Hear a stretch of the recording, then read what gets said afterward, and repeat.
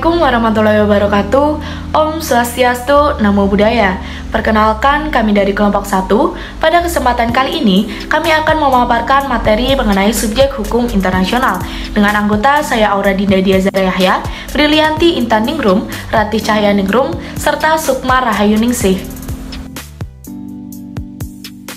Pada kesempatan kali ini, kami akan membahas mengenai definisi subjek hukum internasional, syarat subjek hukum internasional, kecakapan personalitas hukum internasional, serta macam subjek hukum internasional. Definisi subjek hukum internasional. Menurut Iwayan Partiana, subjek hukum internasional adalah pemegang atau pendukung hak dan kewajiban menurut hukum internasional. Kemudian, menurut Martin Dickson, subjek hukum internasional adalah sebuah badan lembaga atau entitas yang memiliki kemampuan untuk menguasai hak dan melaksanakan kewajiban di dalam hukum internasional. B. Syarat subjek hukum internasional. Untuk menjadi subjek hukum internasional, suatu entitas harus memiliki personalitas hukum atau legal personality.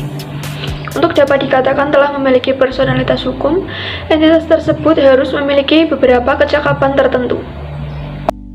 Kecakapan personalitas hukum internasional. Kecakapan yang harus dimiliki sebagai syarat subjek hukum internasional yaitu yang pertama, kemampuan untuk mengajukan klaim jika terjadi pelanggaran hukum internasional. Yang kedua, kemampuan untuk membuat perjanjian internasional.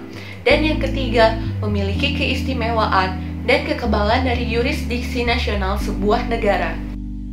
Materi selanjutnya adalah macam subjek hukum internasional.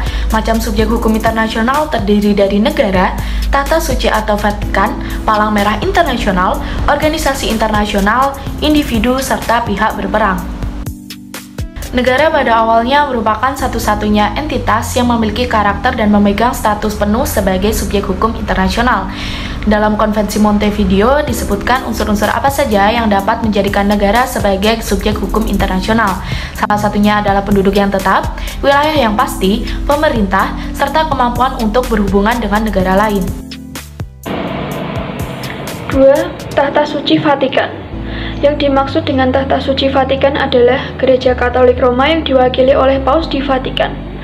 Tahta Suci Vatikan diakui sebagai subjek hukum internasional berdasarkan Traktat Lateran pada 11 Februari 1929 antara pemerintah Italia dan Tahta Suci Vatikan mengenai penyerahan sebidang tanah di Roma. Meski bukan negara, Tahta Suci Vatikan mempunyai kedudukan sama dengan negara sebagai subjek hukum internasional. Tahta Suci Vatikan memiliki perwakilan diplomatik di berbagai negara di dunia yang kedudukannya sejajar dengan wakil diplomat negara-negara lain. Palang Merah Internasional.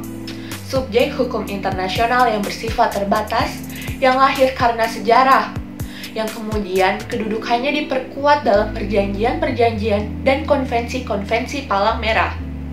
Pada awal mulanya, Palang Merah Internasional merupakan organisasi dalam ruang lingkup nasional, yaitu Swiss. Didirikan oleh 5 orang berkeluarga negaraan Swiss, yang dipimpin oleh Henry Dunant dan bergerak di bidang kemanusiaan.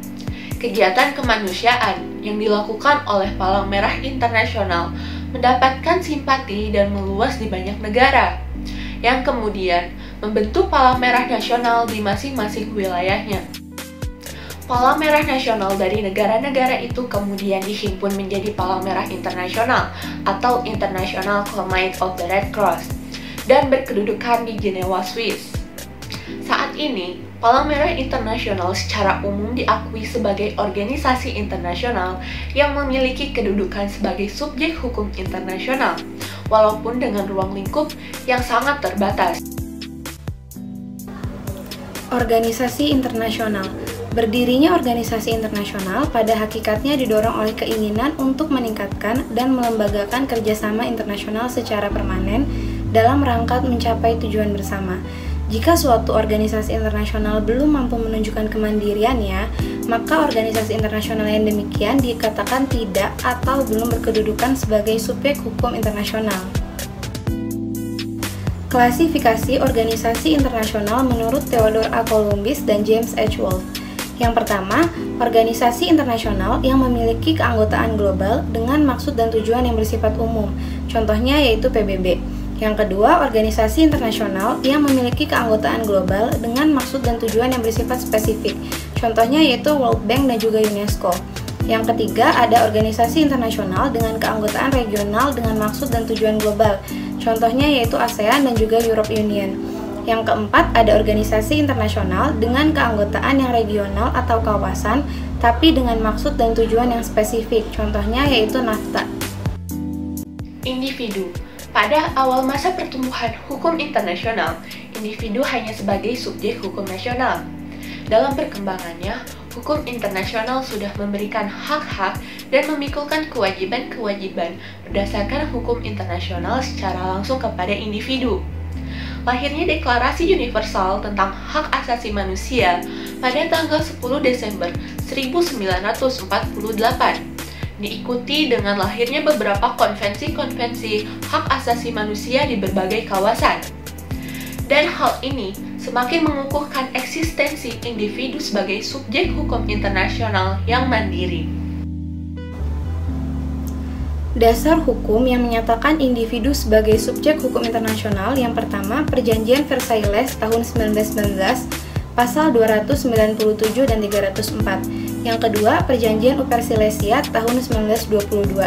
Yang ketiga, ada Keputusan Permanen Court of Justice tahun 1928. Dan yang keempat, ada Konvensi Genocide tahun 1948. Kaos beligeransi atau pemberontak pada awalnya muncul sebagai akibat dari masalah dalam negeri suatu negara berdaulat. Hukum yang harus diberlakukan terhadap peristiwa pemberontakan dalam suatu negara adalah hukum nasional dari negara yang bersangkutan. Kriteria beligeransi menurut Hurwitz: 1. Terorganisasi di bawah pimpinan yang bertanggung jawab. 2. Memakai tanda-tanda pengenal yang jelas dan dapat terlihat. 3. Membawa senjata secara terang-terangan. Dan 4. Mengindahkan cara-cara berperang yang sudah lazim. Dasar hukum yang menyatakan pemberontak atau pihak yang bersengketa sebagai subjek hukum internasional yang pertama, hak untuk menentukan nasib sendiri. Yang kedua, hak untuk memilih sistem ekonomi, sosial, dan budaya sendiri. Dan yang ketiga, ada hak untuk menguasai sumber daya alam. Kesimpulannya adalah, subjek hukum internasional adalah pemegang atau pendukung hak dan kewajiban menurut hukum internasional.